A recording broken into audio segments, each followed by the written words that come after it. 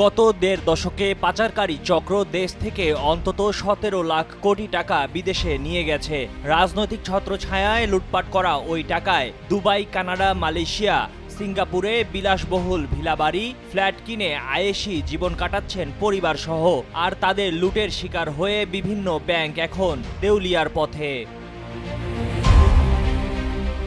ক্ষমতার পালাবদলে এখন দেশ চালাচ্ছে অন্তর্বর্তী সরকার। তবে এখনও ধরাছোঁয়ার বাইরে পাচারকারী রুই কাতলারা। বিপুল অঙ্কের টাকা পাচার করে সামিটের মতো গ্রুপ সিঙ্গাপুর সহ বিভিন্ন দেশে সাম্রাজ্য গড়ে তুললেও ওই টাকা ফিরিয়ে আনার অগ্রগতি এখনও চিঠি চালাচালিতেই সীমাবদ্ধ।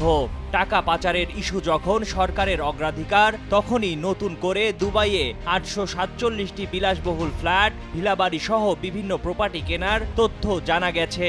এর মধ্যে সাবেক ভূমিমন্ত্রী সাইফুজ্জামান চৌধুরী একাই কিনেছেন 137টি ফ্ল্যাট। ইইউ ট্যাক্স অবজারভেটরি প্রকাশিত অ্যাটলাস অফ অফশোর ওয়ার্ল্ড প্রতিবেদনে বিশ্বের ট্যাক্স হ্যাভেন দেশগুলোতে বাংলাদেশি নাগরিকদের প্রায় 70,000 কোটি টাকার অফশোর সম্পদ রয়েছে বলে জানানো হয়েছে, যা বাংলাদেশের মোট জিডিপির 1.3%। এর মধ্যে অন্তত 60,000 কোটি টাকার সম্পদ রয়েছে এশিয়ার ট্যাক্স হ্যাভেনে, আর বাকিটা ইউরোপ, আমেরিকায়। তথ্য উপাত্ত বলছে, দেশের টাকা পাচার করে একটি চক্র দুবাইয়ের বিলাসবহুল বুর্জ খলিফাতে কিনেছে 77টি ফ্ল্যাট। এছাড়া দুবাইয়ের এমন প্রধান প্রধান বিলাসবহুল এলাকাতে শত শত দামি ভিলা বাড়ি, ফ্ল্যাট, অ্যাপার্টমেন্ট, অফিসের মালিক বনে গেছেন বাংলাদেশিরা। পাচার দুর্নীতির মাধ্যমে অর্জিত হাজার হাজার কোটি টাকায় এরকম 847টি ফ্ল্যাট, ভিলাবাড়ি, অ্যাপার্টমেন্ট ও বাণিজ্যিক স্পেস কেনার তথ্য এসেছে কালের কণ্ঠের হাতে।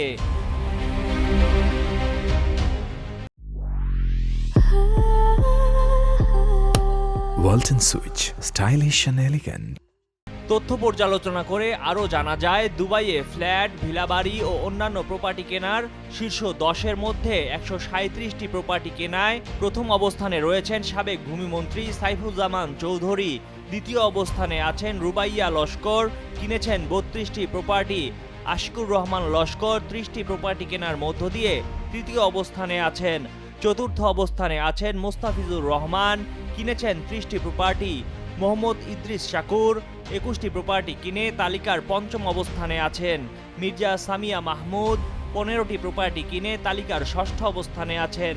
দুবাইয়ের বিভিন্ন এলাকায় 15টি প্রপার্টি কিনে তালিকার সপ্তম অবস্থানে আছেন খালিদ হেকমত আল ওবায়দি।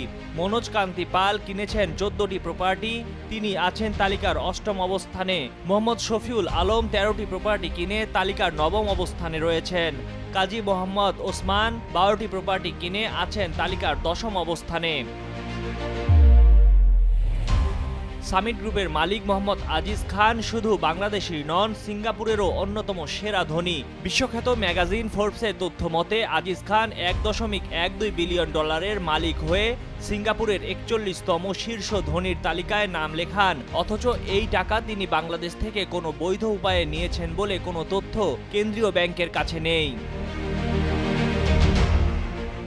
বিশ্বব্যাংকের সাবেক অর্থনীতিবিদ ও গবেষণা সংস্থা পলিসি এক্সচেঞ্জের চেয়ারম্যান ডক্টর মাসরুর রিয়াজ কালের কণ্ঠকে জানান, টাকা পাচার হয়েছে এ ব্যাপারে কোনো সন্দেহ নেই।